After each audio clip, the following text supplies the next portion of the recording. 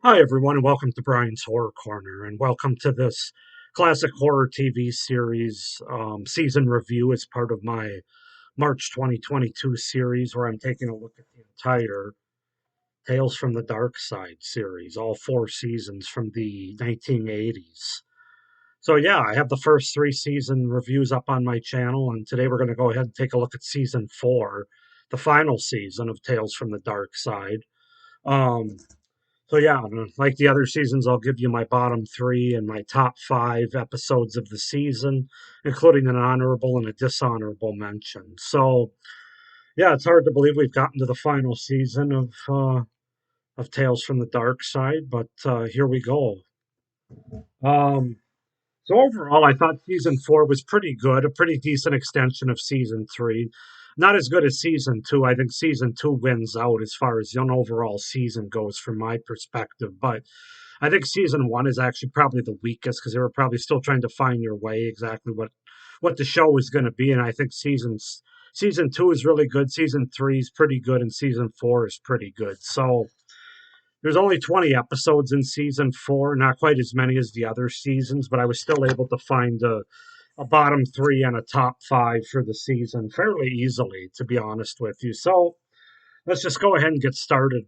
Starting with the bottom, the ones I thought were the worst or my least favorite, I guess. So we'll start with the dishonorable mention here, and that's going to be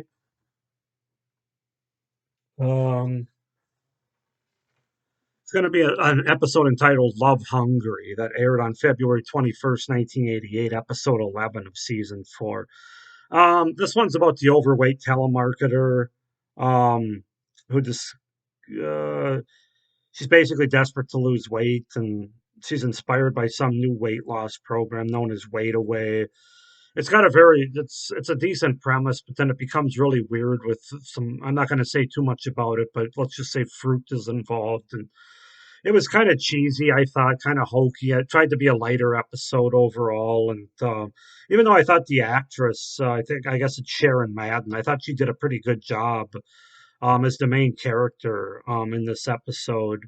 It's not an awful episode by any means. I gave it a 3 out of 5, but that's why it's my dishonorable mention. It's just kind of silly and not very scary or anything.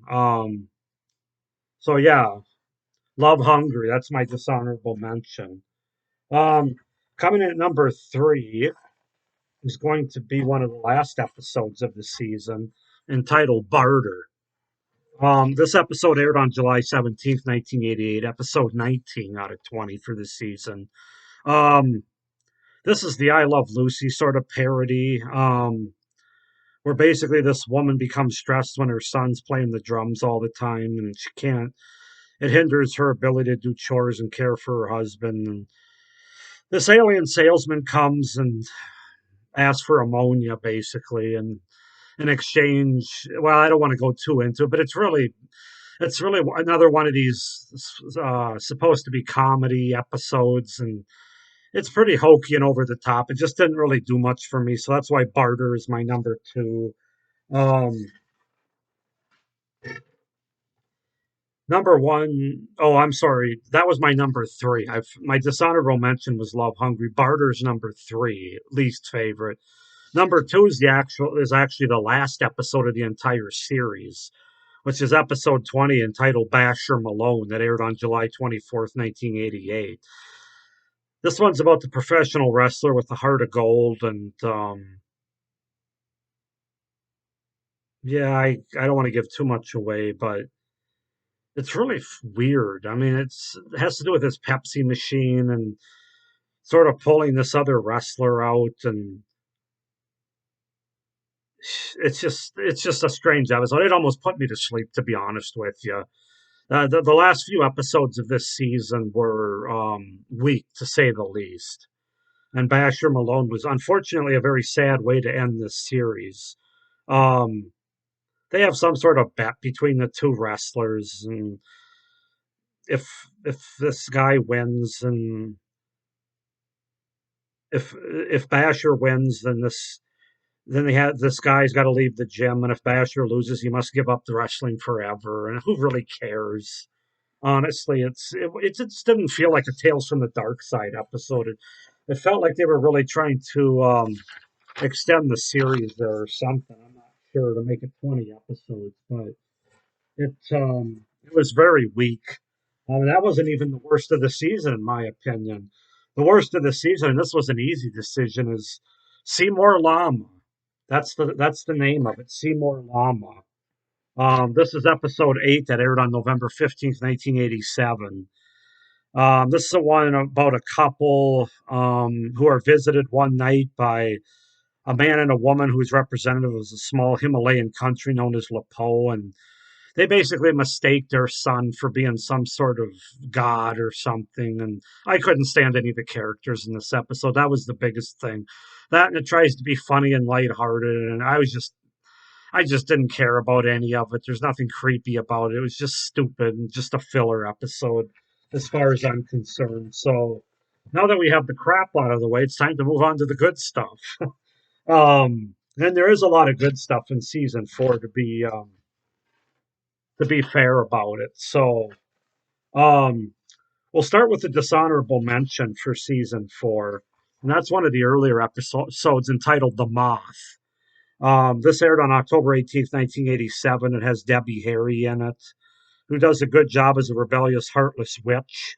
She comes home fatally stabbed, and with to her home where her mom lives, and basically she'll exit her body in the form of a moth upon her death. And she wants her good-hearted Christian mother to capture the moth and utilize it in a ritual that will allow Sybil to return to life so she can continue to wreak havoc. And the mom has to decide whether or not to do this. And it sounds pretty basic on the surface, but it's actually really well acted. And it's got a really interesting and cool twist. The twist is really what had me give this a 4 out of 5 and an honorable mention. It's very I really enjoyed the last 5 minutes or so of this episode. It was very thought provoking, with a great twist and some pretty good suspense as well. So, the Moth. That's my honorable mention for season 4.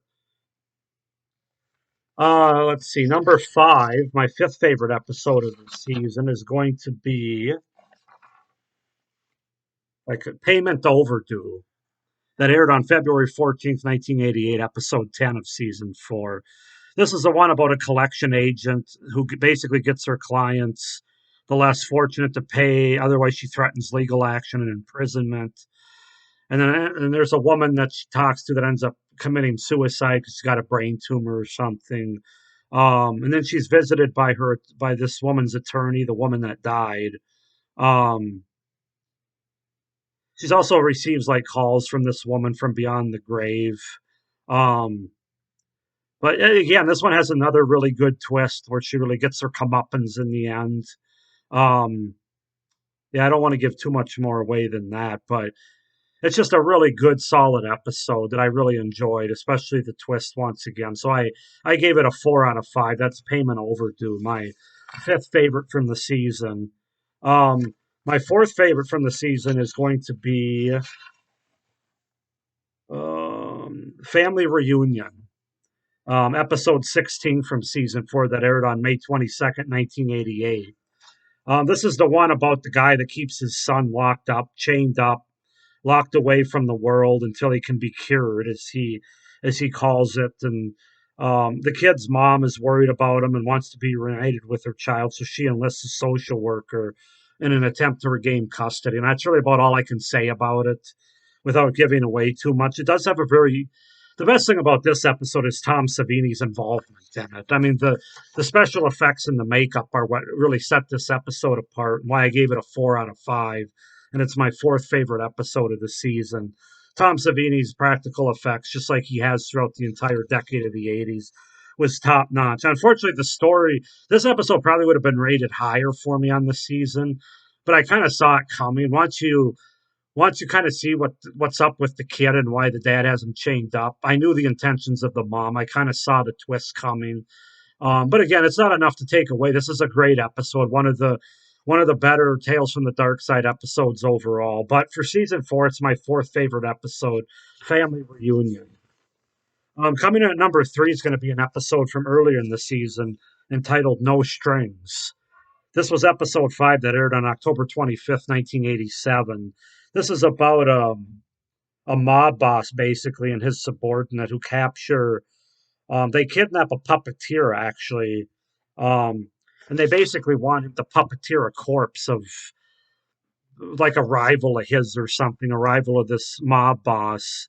Um, and it's got a really interesting and creepy twist towards the end of the episode.